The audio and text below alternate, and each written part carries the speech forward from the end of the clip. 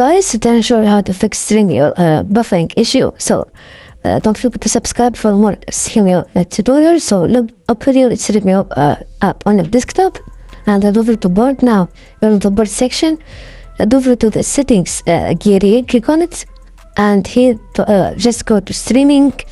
And for here you just need to make sure your cache size is 2 GB minimum, and you can scroll down to the bottom of the page, go to streaming here, and you can also make sure you also click on this cache size 2 GB. You can select 5 and show the current profile, make sure it's default, and the last code profile is disabled.